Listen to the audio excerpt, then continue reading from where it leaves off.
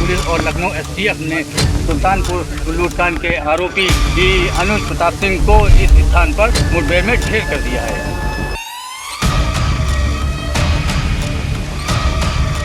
उन्नाव में एसटीएफ ने सुल्तानपुर डकैती के एक और आरोपी को ढेर कर दिया। थाना अचलगंज के बेथर की यही वो जगह है जहां सोमवार तड़के मुठभेड़ हुई। पुलिस का दावा है कि उसे 1 लाख के इनामी आरोपी अनुज प्रताप सिंह की मौजूदगी के सुराग मिले थे। जब उसे घेरा गया तो अनुज ने फायरिंग कर दी। इसके बाद एसटीएफ और पुलिस की जवाबी कार्रवाई में अनुज के सिर में गोली लगी। उन्नाव जिला अस्पताल में डॉक्टरों ने उसे मृत घोषित कर दिया। यह बदमाश 1 लाख का इनामी अपराधी था। वह सुल्तानपुर में हुई डकैती की घटना में वांछित चल रहा था। सुल्तानपुर डकैती की पुलिस ने जो सीसीटीवी तस्वीरें जारी की थी उसमें एक डकैत के अनुज प्रताप सिंह होने का दावा किया गया था। 28 अगस्त को सुल्तानपुर के व्यस्त बाजार में दिन दहाड़े एक ज्वेलरी शॉप में डकैती हुई थी। तभी से आरोपी अनुज फरार था। इससे पहले एसटीएफ ने जौनपुर के रहने वाले आरोपी मंगेश यादव को भी एनकाउंटर में ढेर किया था। इस पर जबरदस्त सियासत हो रही थी। अखिलेश यादव ने न सिर्फ मारे गए डकैती के आरोपी के घर मातमपुरसी के लिए अपने नेताओं को भेजा था, बल्कि मंगेश के माता पिता से मिलकर इंसाफ की लड़ाई में उन्हें साथ देने का यकीन भी दिलाया था।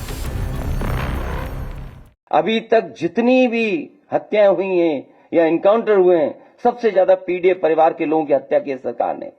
अब आरोपी अनुज प्रताप सिंह को एनकाउंटर में ढेर किए जाने के बाद उसके परिजन, समाजवादी पार्टी के अध्यक्ष अखिलेश यादव और योगी सरकार दोनों पर सवाल खड़े कर रहे। अखिलेश यादव जी का इच्छा तो पूरी हो गई, कम से कम ठाकुरों का इनकाउंटर करके उनकी इच्छा की पूर्ति तो हो गई। ठाकुर का भी इनकाउंटर हो गया। जिसके पास 35-40 केस है उनका इनकाउंटर नहीं हो रहा, जिसके पास 1-2 केस है उनका इनकाउंटर किया जा रहा है। सरकार की मर्जी है, जो मर्जी हो सरकार कराए।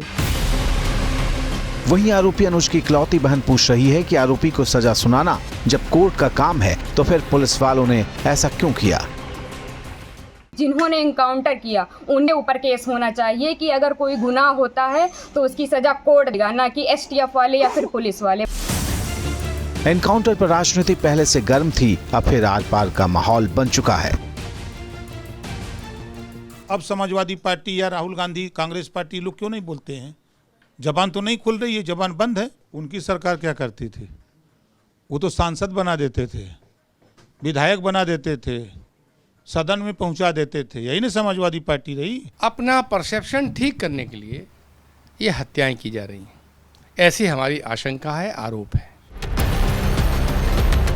इस बीच अखिलेश यादव ने ताजा एनकाउंटर के मुद्दे पर सोशल मीडिया पर योगी सरकार पर फिर हमला बोला। अखिलेश ने लिखा कि सबसे कमजोर लोग एनकाउंटर को अपनी शक्ति मानते हैं। किसी का भी फर्ज एनकाउंटर नाइंसाफी है। हिंसा और रक्त से यूपी की छवि को धूमिल करना प्रदेश के भविष्य के विरुद्ध एक बड़ा षड्यंत्र है। जिनका खुद का कोई भविष्य नहीं होता वही भविष्य बिगाड़ते हैं। निंदनीय। इस बीच मिर्जापुर में मुख्यमंत्री योगी आदित्यनाथ ने जाति के नाम पर भेदभाव के आरोप लगाने वालों को सीधा जवाब दिया। व्यापारी की सुरक्षा में कोई सेंध नहीं लगा सकता, किसान की जमीन पर कोई कब्जा नहीं कर सकता, किसी गरीब की झोपड़ी को कोई उजाड़ने का दुस्साहस नहीं कर सकता है, और अगर करेगा तो उसको उसका खामियाजा भुगतना पड़ेगा।